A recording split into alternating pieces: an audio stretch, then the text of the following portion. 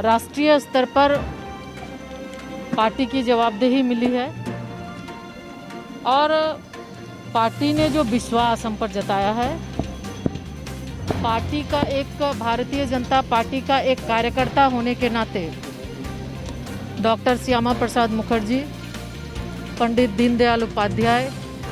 जी के जो आदर्श हैं, जो उनकी सोच है, उसको ज़मीन तक पहुंचाना और पार्टी के द्वारा पार्टी के एक एक कार्यकर्ता को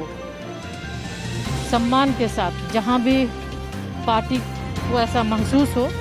और जो दायित्व जो मुझे मिला है, दायित्व के आधार पर हम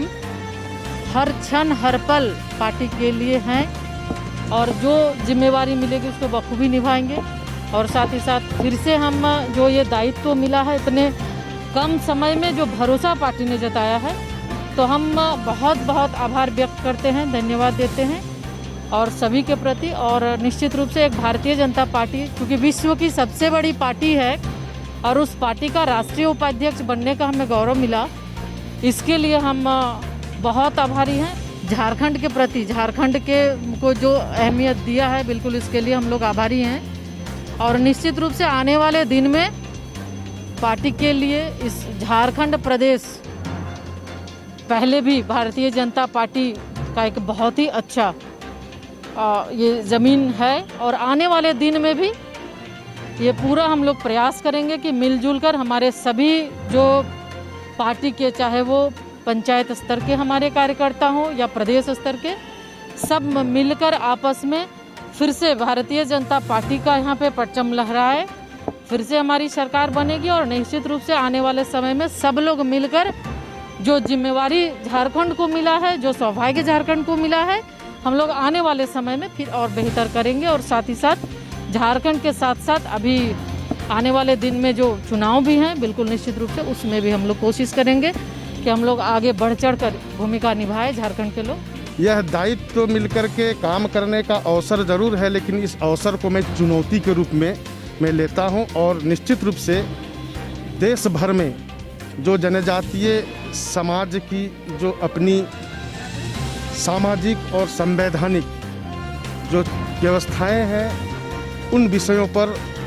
हम लोग काम करने के लिए निश्चित रूप से भारतीय जनता पार्टी सांस्कृतिक राष्ट्रवाद के भावनाओं के आधार पर पंडित दीनदयाल उपाध्याय जी के एकात्म मानववाद दर्शन का जो एक सूत्र है, उसके आधार पर देश के यशस्वी प्रधानमंत्री आदरणीय नरेंद्र भाई मोदी जी विकास के कार्यों को समाज के अंतिम इकाई तक पहुंचाने का काम कर रहे हैं। उस दिशा में हम सब लोग आगे बढ़ेंगे। दावे के साथ कह सकता हूं, दोनों विधानसभा के उपचुनाव में भारतीय जनता पार्टी की विजयी होगी। देश भर के किसान के लिए जिस प्रकार से जो है कृषि बिल ला करके, चाहे वो व्यापार के क्षेत्र में हो, चाहे करार के क्षेत्र में हो, चाहे उनको बाकी प्रोटेक्शन देने की विषय हो, उसमें स्पष्ट रूप से किसानों के लिए स्वतंत्रता दी गई है। और वह जो है वन नेशन वन मार्केट के हिसाब से वो कहीं भी अपने उत्पादन को वो बाज़ार में बेच सकते हैं। कांग्रेस के लोग खास करके जो है गुमराह कर रहे हैं किसानों को। लोग कह रहे हैं कि ये जो तुम्हारा करार होगा तो वो ज़मीन तुम्हारा छिन जाएगी, लूट जाएगी। इसमें स्पष्ट है कि किसी ज़मीन का करार नहीं होगा, फसल पर करार होगा और वो अपने मुनाफे के हिसाब से किसान बेच सकते हैं। और मैं बताना चाहता हूं कि कृषि में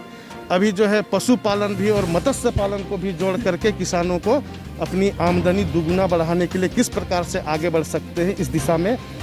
यह जो है केंद्र की सरकार आदरणीय नरेंद्र भाई मोदी जी के नेतृत्व में यह आगे बढ़ रही है। जब टूटती है आस, जब थकती है सांस, जब रूठते हैं अपने, मुंह मोड़ता है जमाना, जब अंगड़ाई लेता है संकल्प, फिर बनती है कहानी, बनते हैं अनमिट निशान। देखिए मेरे साथ संघर्ष की दास्तान।